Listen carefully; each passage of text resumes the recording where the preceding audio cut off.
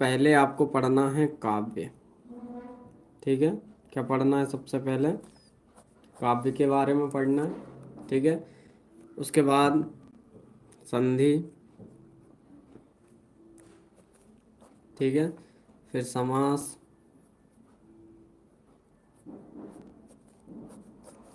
इसके बाद अलंकार। अलंकार इन सब में मैं बताऊंगा कि आपको कौन कौन से टॉपिक पढ़ने हैं और इनके उदाहरण कौन कौन से आपको देने हैं। उसके बाद आपका आता है छंद। ठीक है, और छंद के बाद संधि समास हो चुका है, अलंकार होगा। ठीक है, बाकी ये सबसे पहले हम देखते हैं काव्य के बारे में। सबसे पहले पढ़ेंगे काव्य के बारे में। काव्य में आपको क्या क्या पढ़ना है।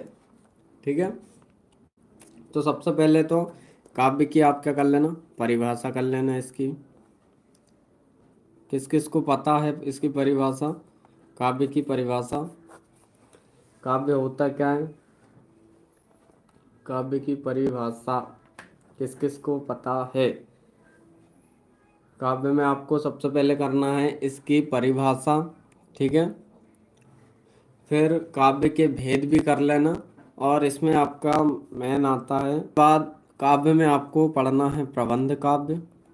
ठीक है, प्रबंध काव्य परिभाषा होती है रसात्मक वाक्यम काव्यम, जो कि दी थी आचार्य विश्वनाथ ने।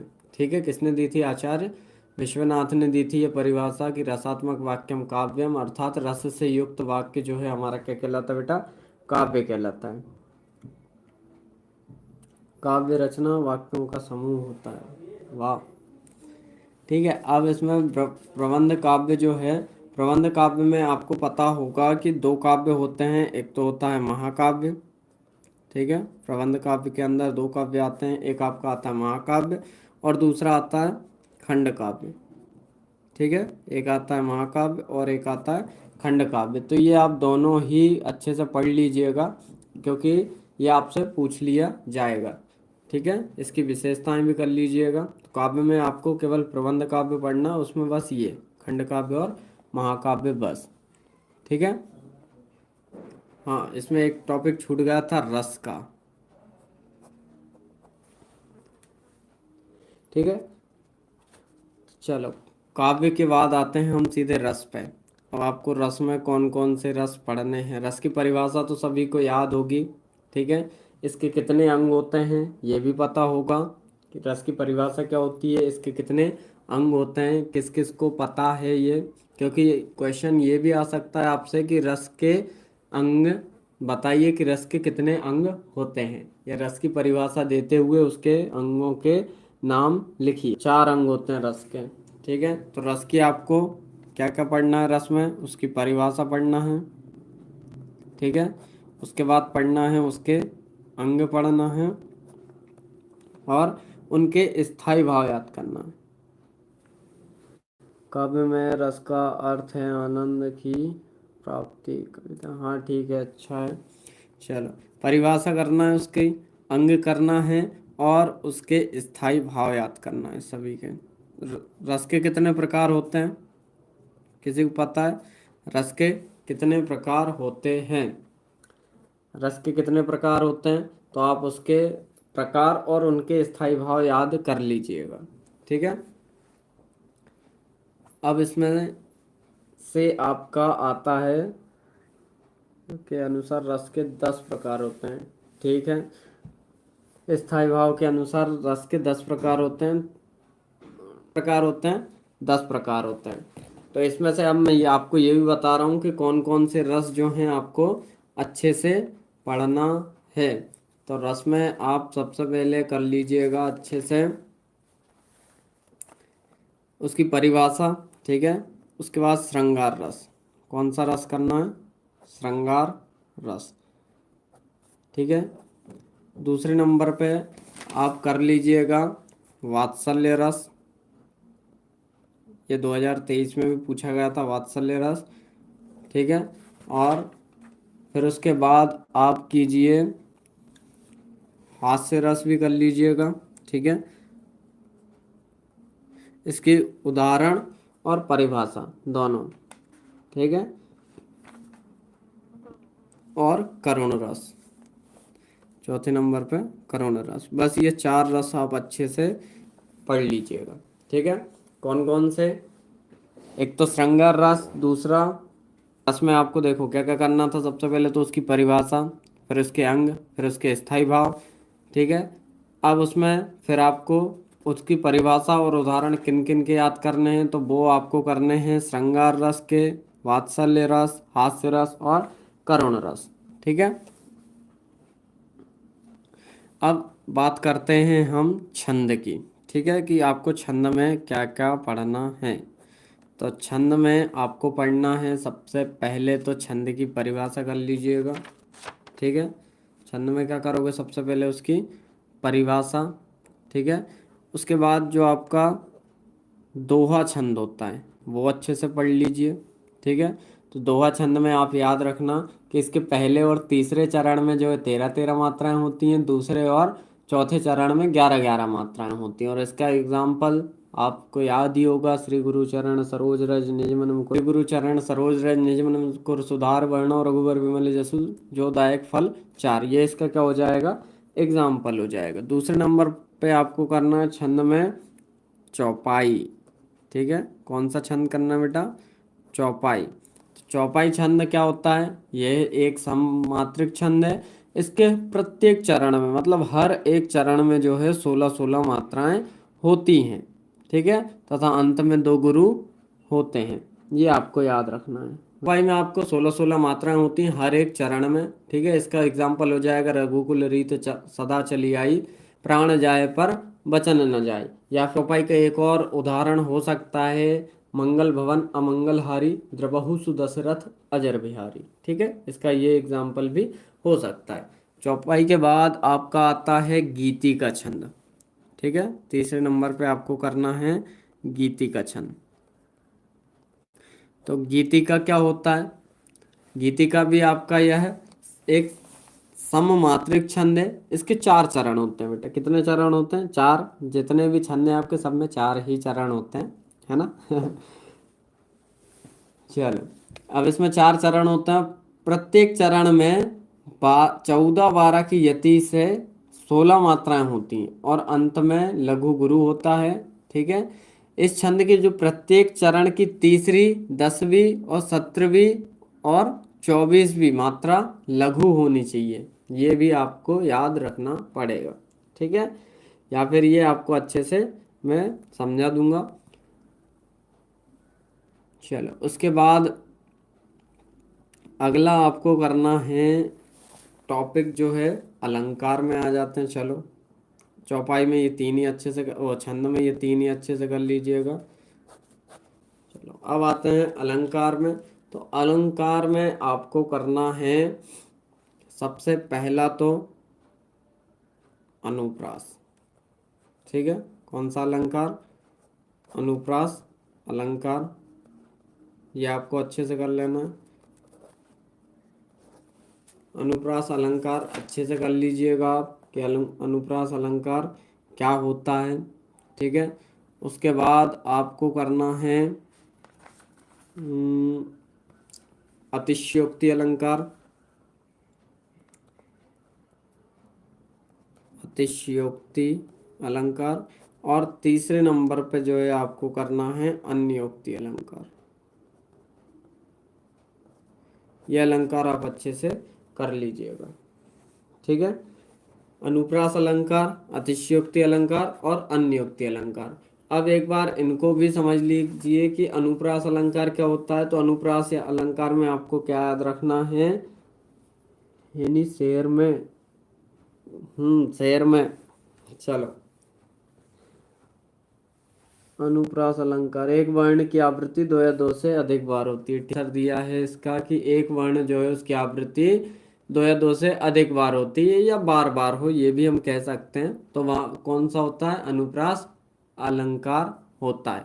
अब इसके एग्जाम्पल जैसे चारुचंद्र की चंचल किरणें, फिर तरनी तनुजा तट, तमाल, ये वाला भी हो सकता है।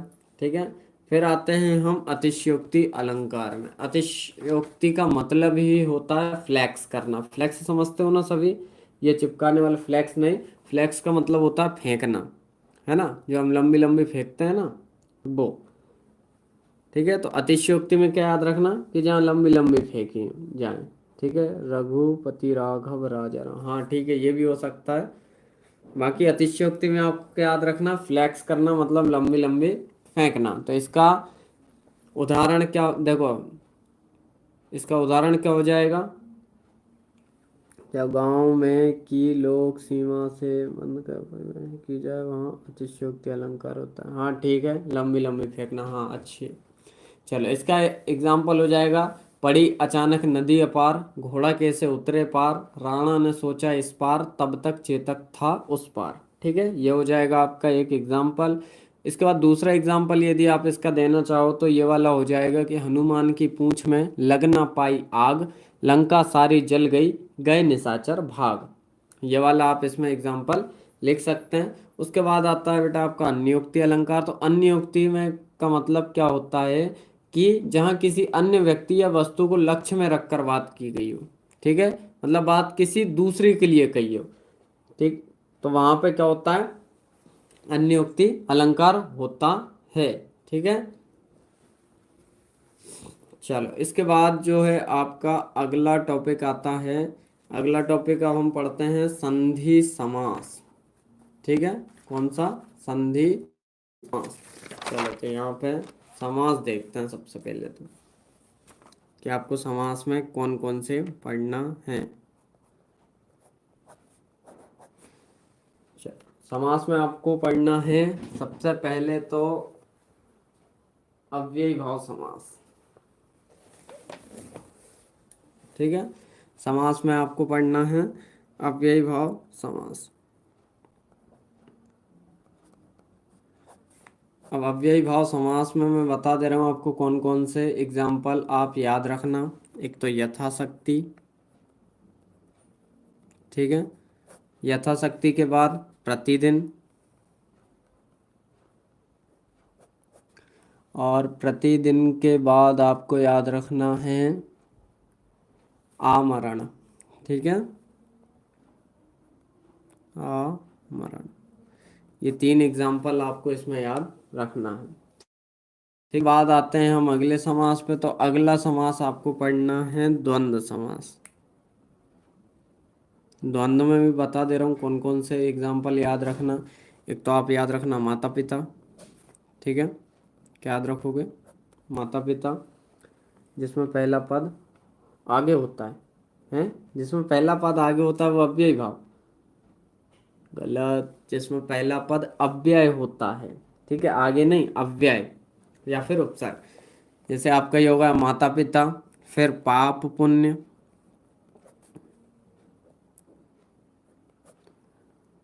ठीक है, और रात दिन। ये टॉपिक आपको इसमें याद रखना है। कौन सा, रात दिन, दोनों पद प्रधान होता है द्वंद्व समास। ठीक है, जलवायु, हाँ ठीक है, बहुत सारे एग्जाम्पल हो सकते हैं। उसके बाद आपको पढ़ना है बहुव्रीहि समास। तो बहुव्रीहि समास में आपको जो टॉपिक याद रखना है वो है, एक तो दशानन याद रखना। ठीक है, क्योंकि ये आपसे पूछा जाता है कंफ्यूज करने के लिए। दशानन हो गया, और एक हो गया पीताम्बर,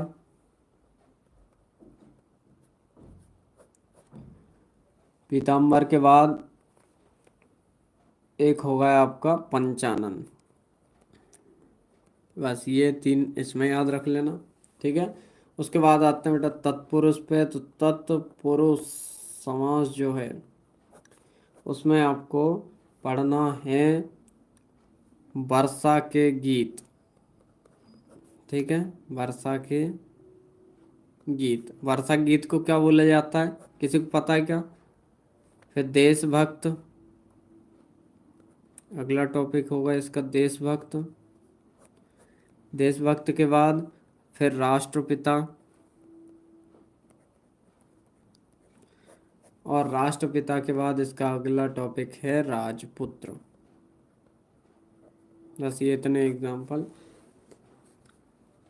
बरखर गीत, बरखर गीत, बरखर नहीं, बरखा गीत। ठीक है, क्या होगा? बरखा गीत।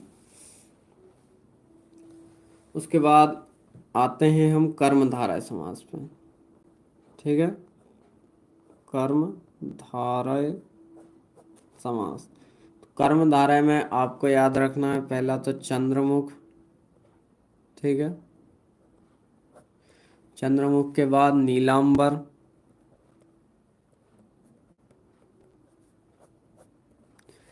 नीलांबर होगा। ठीक है, और उसके बाद तपोधन, तपोधन, ये आपको याद रखना है। ठीक है, और इसमें क्या हो सकता है? एक तो नीलकमल हो सकता है, ये भी याद रख लेना, नीलकमल। ठीक है, चलो अब आगे आता है आपका द्विगु समास। द्विगु समास में आपको याद रखना है पहला तो चौराहा, सिंपल जिसमें गिनती आती है, वो द्विगु समास चौराहा होगा। ठीक है, पंचवटी, पंचवटी याद रख लेना, ये बार बार आपका रिपीटेड है। ठीक है, पंचवटी के बाद नवरत्न। और वैसे भी इसमें यदि नहीं भी बताएं तो कोई दिक्कत नहीं है, क्योंकि सबको लगभग पता ही है कि जो जिसमें संख्या आती है, जो संख्यावाचक होते हैं, वो क्या कहलाते हैं? आपके द्विगु समास होते हैं। ठीक है, तो ये तो होगा समास। अब आते हैं अपन किस पे? संधि पे। ठीक है, कि संधि में आपको कौन कौन सी संधि पढ़नी है। चलो अगला टॉपिक है आपका संधि का।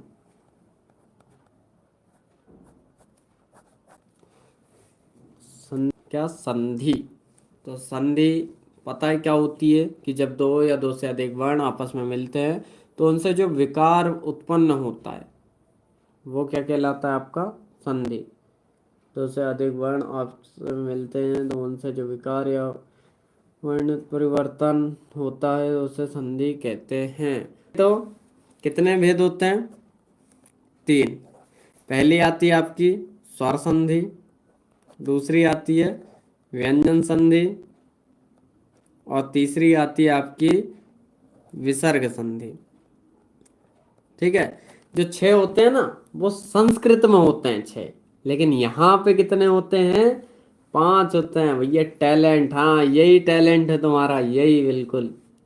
अब दिख रहा है सबका टैलेंट। ठीक है, तो याद रखना आप सभी, ये गलती बोर्ड में मत करके आना। यदि वहां पे ऑब्जेक्टिव में आपसे पूछ लिया कि स्वर संधि के कितने भेद होते हैं तो आप कितने लगा के आओगे? कितने? पांच, क्योंकि स्वर संधि के पांच भेद होते हैं। इसमें जो है आपकी पूर्व रूप संधि नहीं होती। ठीक है, कौन सी नहीं होती? पूर्व रूप संधि नहीं होती है। ठीक है, कंफ्यूजन नहीं होना है भाई, कंफ्यूज बिल्कुल नहीं होना है। सिंपल सी बात है, संस्कृत में छह होती है, जहाँ एक आपकी पूर्व रूप संधि बढ़ जाती है, मतलब वो एस वाली जो है वो संधि बढ़ जाती है। लेकिन यहाँ पे आपको, हाँ भाई, मैंने संस्कृत में पढ़ाया था, बिल्कुल पढ़ाया था, क्योंकि संस्कृत में जो है छह होती हैं, वहां पे पूर्व रूप होती है और यहाँ पे पूर्व रूप नहीं होती है। ये आपको अच्छे से ध्यान रखना है। हिंदी में केवल पांच होती हैं। ठीक है, हिंदी में कितनी होती हैं? पांच होती हैं। स्वर संधि के भेद हिंदी में पांच होते हैं। ठीक है, तो इसमें पूर्व रूप आपकी नहीं होती है, ये आपको याद रखना है। ठीक है, चलो अच्छा। तो इसमें सबसे पहले देख लेते हैं संधि में कि आपको कौन कौन सी संधि अच्छे से पढ़ के जाना है। तो संधि में आप कर लीजिएगा सबसे पहले तो दीर्घ संधि। ठीक है, कौन सी? दीर्घ संधि। ये हिंदी, हाँ ये हिंदी है, इसमें कंफ्यूज नहीं हो। संधि तो दीर्घ में आपको एक तो पढ़ना है, भानुदय कर लेना अच्छे से। ठीक है, भानुदय होने के बाद ग्रीस, और ग्रीस के बाद कीजिएगा विद्यालय।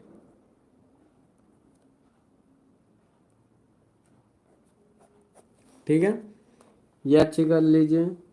बड़ी मात्राएं, जिसमें आपको हाँ क्या याद रखना है, बड़ी मात्राएं। ठीक है, अब दीर्घ के बाद आपको आ जाते हैं गुण संधि में।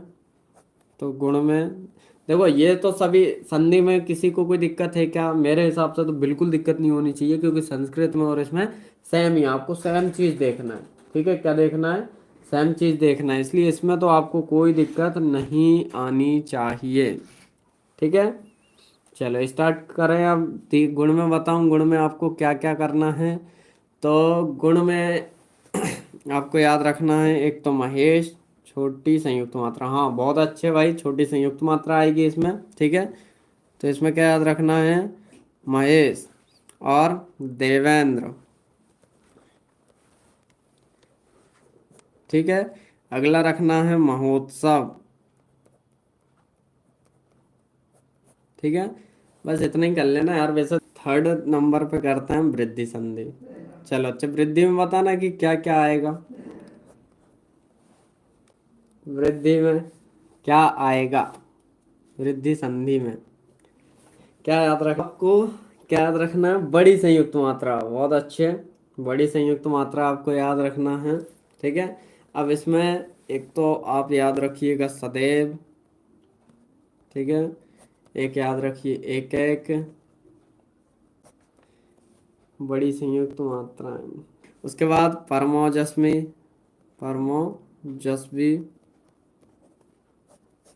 और उसके बाद महोजस्वी या महोषधि। ये सभी आप याद रख लीजिएगा। जहाँ पे आपको ये डबल सींग दिखे, है ना, ये दो सींग निकलते हुए दिखे, ये तो वो कौन सी आएगी? वृद्धि संधि। और जहाँ पे एक सींग दिखे वहां पे क्या याद रखना है आपको? क्या याद रखना है? गुण संधि। ठीक है, तो अब ये तो आप नहीं भूलोगे।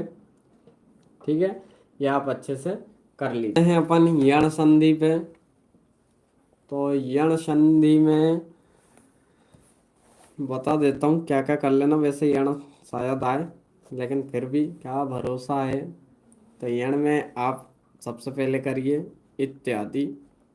ठीक है, इत्यादि के बाद टाइप नहीं हो पाएगा को, इत्यादि हो जाएगा, स्वागतम हो जाएगा।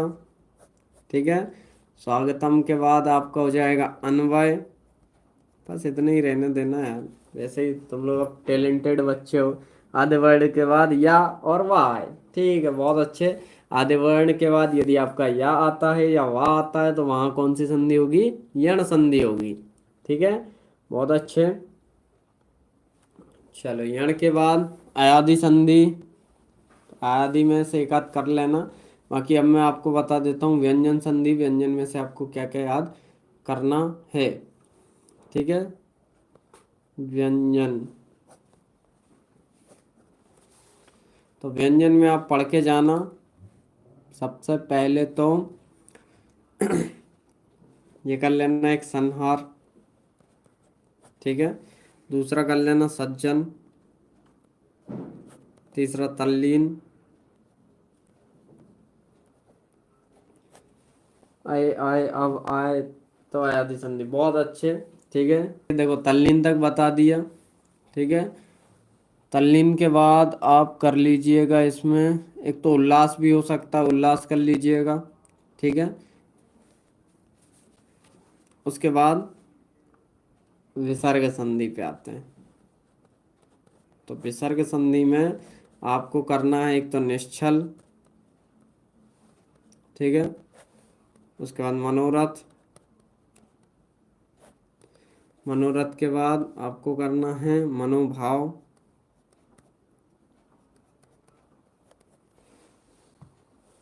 ठीक है, और क्या हो सकता है? चलो इतने ही बहुत हैं। एक तो नमस्ते भी कर लेना है। ठीक है, बस इतनी आपको संधि में इतना पढ़ना है।